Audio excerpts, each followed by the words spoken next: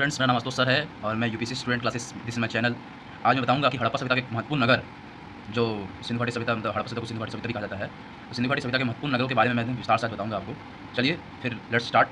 हाँ तो फ्रेंड्स, हाँ देखिए छात्रों लोग, हड़प्पा सभ्यता के महत्वपूर्ण नगर निम्नलिखित हैं। पहला है हड़प्पा, ठीक है। ये पूर्वोत्तर पाकिस्तान के पंजाब प्रांत में एक पुरातात्विक स्थल है। ये एक पुरातात्विक स्थल है। यह रावी नदी के किनारे रावी नदी के किनारे स्थित है। हड़प्पा सभ्यता की खोज 1921 में आड़ी साहनी का मतलब देखिए, आड़ी साहनी जो होता है ये शॉर्ट करके भी एग्जाम में देता है और लॉन्ग करके भी देता है। तो लॉन्ग में देता है, इसका नाम है राय बहादुर दयाराम साहनी, और आड़ी साहनी इसको शॉर्ट फॉर्म में बताता है। ने की थी 1921 में की थी। यहाँ सावधानीपूर्वक नियोजित जल निकास प्रणाली भी थी। हड़प्पा सभ्यता का विकास लगभग 2500 ईसा पूर्व, 2500 ईसा पूर्व से 1700 ईसा पूर्व के बीच हुआ, ठीक है। यहाँ के लोग ईंटों का प्रयोग ज़्यादा करते थे। यहाँ पर तांबे की इक्का, गाड़ी, कांस्य दर्पण, गरुड़ की मूर्ति, शिव की मूर्ति आदि साक्ष्य प्राप्त हुए। और मैं सबसे इंपॉर्टेंट बात जो यहाँ लिखना भूल गया हूँ, मैं आपको बता देता हूँ। कुमात्री देवी की मूर्ति भी पाई गई थी, काली कराली की मूर्ति भी पाई गई थी यहाँ पर, और वो कहते बहुत ज़्यादा महत्वपूर्ण थी। अब मैं आगे चलता हूँ दूसरे नंबर पर, मोहनजोदड़ो। तो मोहनजोदड़ो को आप देख सकते हैं, यह शहर वर्तमान में पाकिस्तान के सिंध प्रांत के लड़काना जिले में स्थित है। यह सिंधु नदी के किनारे बसी हुई थी। इसकी खोज 1922 ईस्वी में आर.डी. बनर्जी ने की थी। जैसे कि मैंने बोला था, शॉर्ट फॉर्म में लिखा हो, इसका नाम दे देता हूँ मैं, राखल दास बनर्जी। 1922 ईस्वी में इन्होंने इसकी खोज की थी, मतलब उत्खनन किया था। खोज कोई और खोज भी इन्होंने किया था, उत्खनन भी इन्होंने किया था। इसको मृतकों का टीला कहा जाता है या मुर्दों का टीला कहा जाता है, ठीक ना। मोहनजोदड़ो का परिपक्व शहर भी कहा जाता है। ज़्यादातर स्नानागार यहीं पाए गए थे। इस समय उस शहर में जलकुंड भी पाए गए थे। हम समय उस शहर में बड़ी मात्रा में अन्नागार भी पाए गए थे यहाँ पर। अब तीसरा आता है कालीबंगान बोलिए। यह स्थल राजस्थान के हनुमानगढ़ जिले में स्थित है।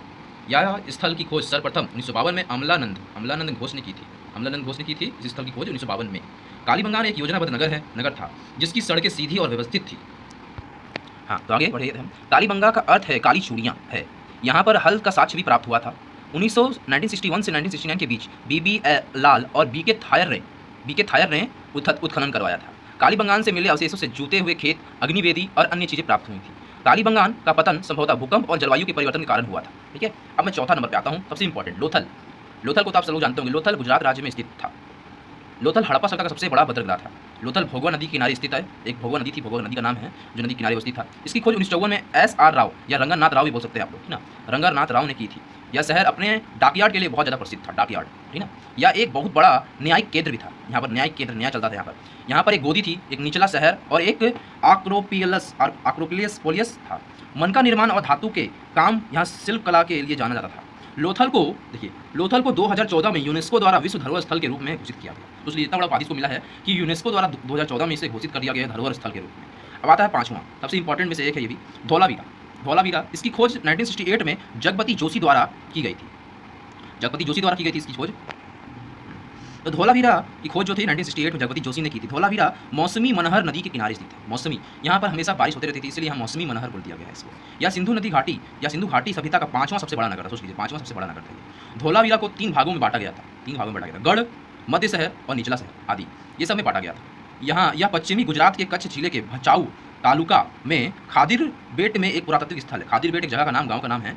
यहाँ पर पत्थर का उपयोग ज़्यादा किया जाता था, ठीक ना, पत्थर का उपयोग बहुत ज़्यादा किया जाता था। धौलावीरा से एक शिलालेख की प्राप्ति हुई थी, ना, हड़प्पा सभ्यता से बहुत सारे क्वेश्चन आते हैं, बस मैं यहाँ तक एक्सप्लेन कर सकता हूँ इसे। और इस वीडियो को आप लोग खूब सारा लाइक, सब्सक्राइब एंड शेयर करिए, जैसे कि आप लोग ये वीडियो देखे हैं, ठीक है। और मैं बताना चाहता हूँ कि इसके बाद भी मैं एक बहुत अच्छी वीडियो डालने वाला हूँ कि जिसमें से मैं बताऊँगा कि मॉडर्न इंडिया 5 मिनट्स में मॉडर्न इंडिया में खत्म कर दूँगा आपके सामने। सब कुछ बताऊँगा उसमें किस प्रकार किस ईस्वी में क्या हुआ था, कौन सा संस्थापक बना, फाउंडिंग कौन किया, ठीक है, इसमें सब कुछ बताऊँगा। और मैं इसी के साथ मैं चलता हूँ। धन्यवाद, जय हिंद, जय भारत। और इस वीडियो को आप फिर से लाइक, सब्सक्राइब एंड शेयर करिएगा। और मैं चाहता हूँ कि सब्सक्राइब अगर ना भी कोई करे तो लाइक जरूर कर दीजिएगा, और शेयर सबसे पहले करिएगा, क्योंकि मैं चाहता हूँ कि बच्चे लोग पढ़े पहले। मुझे लाइक सब्सक्राइब की कोई जरूरत नहीं है, लेकिन आप लोग शेयर करना मत भूलिएगा। ज़्यादा से ज़्यादा आप लोग शेयर करिए, जितना ज़्यादा शेयर करिएगा उतना ज़्यादा कहते अच्छा रहेगा मेरे लिए। जय हिंद, जय भारत। हेलो फ्रेंड्स, एक चीज़ मैं भूल गया था, ज़्यादा से ज़्यादा इसमें व्यू डालिए आप लोग, बहुत सारा व्यू डालिए।